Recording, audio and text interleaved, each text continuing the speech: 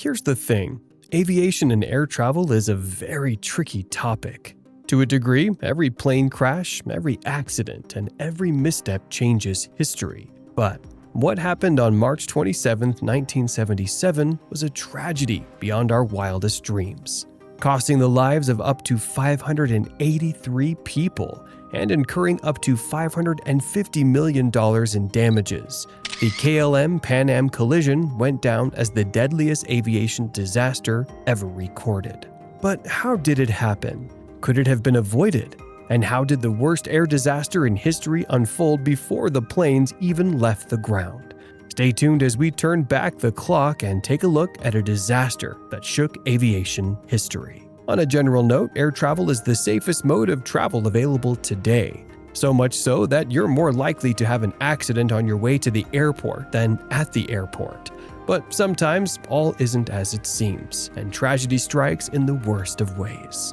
On March 27, 1977, the aviation world was forever changed when two Boeing 747 jumbo jets tragically collided on the runway at Los Rodeos Airport, now known as Tenerife North Airport, on the island of Tenerife in the Canary Islands, Spain. This wasn't just any accident. It remains the deadliest aviation disaster in history, claiming the lives of 583 people. But perhaps what makes this event particularly heart-wrenching is the fact that there were no survivors from KLM Flight 4805, while Pan Am Flight 1736 had only 61 survivors. But how did it happen? Well, both planes, KLM Flight 4805 and Pan Am Flight 1736, were originally bound for Gran Canaria Airport, but were diverted to Los Rodeos. This diversion placed them at an airport not equipped to handle such large aircraft, leading to congestion and a series of unfortunate events. Heavy fog, communication breakdowns, and a series of human factors all contributed to the disaster, and soon enough, tragedy struck. But to really understand what happened, we have to go back and ask what really happened that day. Why were they diverted to Los Rodeos? And how did it start a countdown for a tragedy that echoes until today? To put things simply, the trouble started with a bomb going off at Gran Canaria Airport, where both planes were supposed to land. Because of the bomb, air traffic control had to send all incoming flights somewhere else. And a lot of them, including the KLM and Pan Am flights, got sent to a little airport on the nearby island of Tenerife called Los Rodeos. But Los Rodeos, now Tenerife North Airport, had a problem. It was ill-equipped to handle the sudden influx of large aircraft. The airport was a regional hub with only one runway and a limited network of taxiways. To make matters worse, the area was notorious for its volatile weather patterns and was frequently plagued by dense fog. This day was no different. Turning Los Rodeos Airport into a logistical nightmare, the apron quickly became congested, forcing departing aircraft to execute a risky maneuver, backtracking. For clarity, backtracking is when a plane taxis down the runway in the opposite direction before turning around to take off. It's basically the same as a car having to reverse down a one-way street just to get to the starting line. Just imagine these giant 747s forced to taxi down the very runway they were meant to take off from, traveling in the wrong direction. To say the margin for error was shrinking rapidly would be an understatement.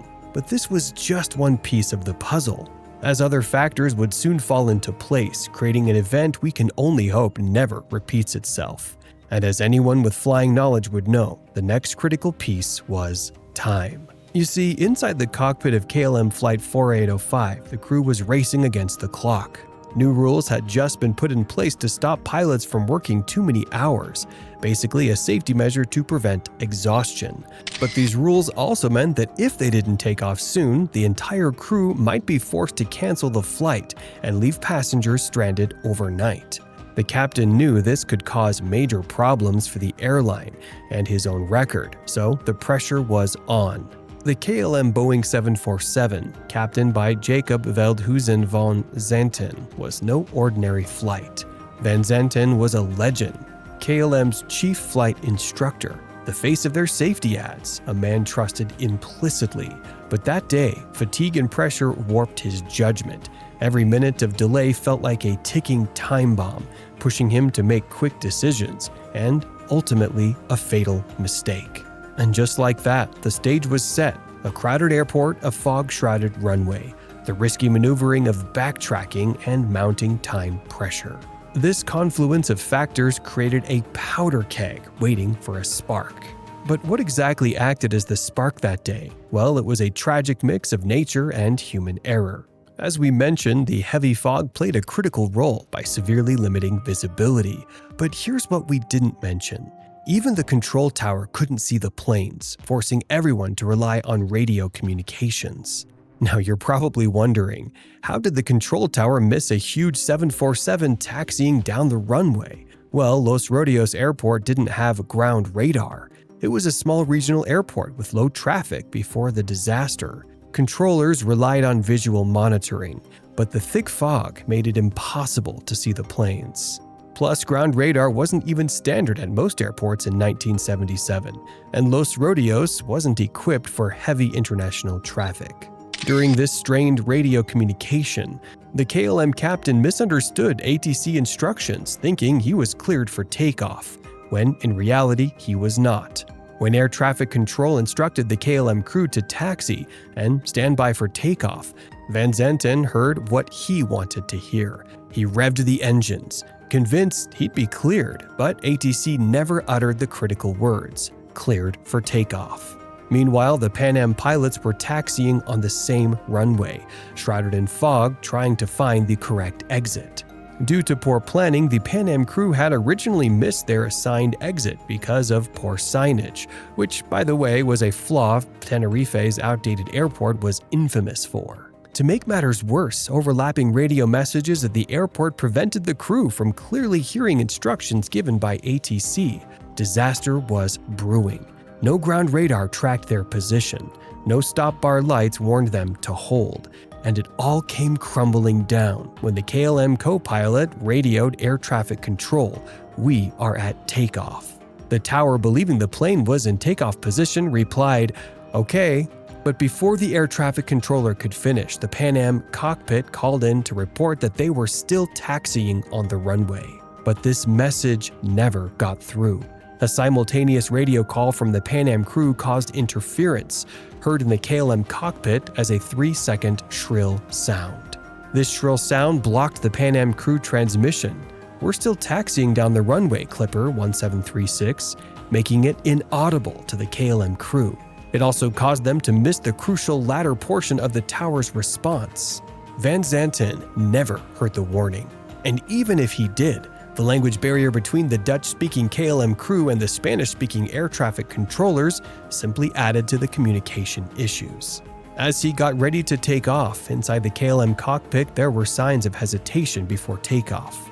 First Officer Klaus Muurs repeated the tower's last message but paused slightly, as if unsure. Then flight engineer Wilhelm Schroeder spoke up, asking, "Isn't the Pan Am still on the runway?" But Captain Van Zanten dismissed the concern and kept going. After all, back then, junior crew members rarely challenged their captain. So, essentially, no one stopped the captain. Fueled by a sense of urgency and a desire to comply with KLM's duty time regulations, Captain Van Zanten initiated takeoff. As he and the just refueled KLM 747 sped down the runway in the dense fog, disaster struck.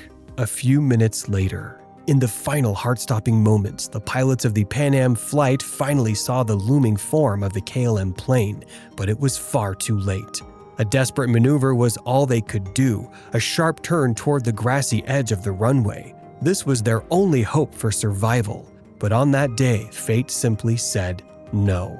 Simultaneously aboard the KLM, Captain Van Zanten finally noticed the Pan Am and fought desperately to defy gravity, attempting a premature liftoff.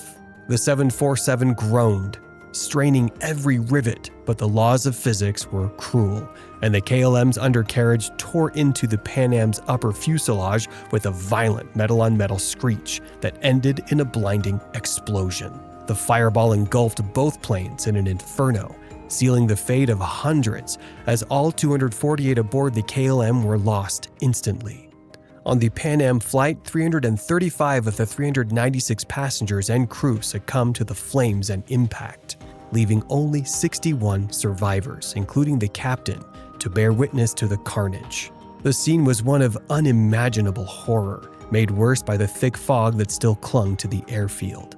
Wreckage was strewn across the runway, and the air was thick with smoke and the pungent smell of burning jet fuel. Even the control tower at Los Rodeos couldn't see the accident because of the thick fog. They could only hear the massive explosion. At first, rescuers thought only one plane was on fire because the KLM jet, having lifted off slightly, exploded immediately with its heavy fuel load. The Pan Am jet, however, was broken into pieces, and many survivors were trapped inside. It wasn't until rescuers reached the wreckage that they realized two planes were involved. Emergency responders struggled to navigate the chaos, slowed by limited visibility and the constant threat of further explosions. As with all aviation disasters, the Tenerife airport disaster was a watershed moment, leading to significant changes in safety protocols and regulations. One of the most important outcomes was the emphasis on standardized phraseology in aviation communication.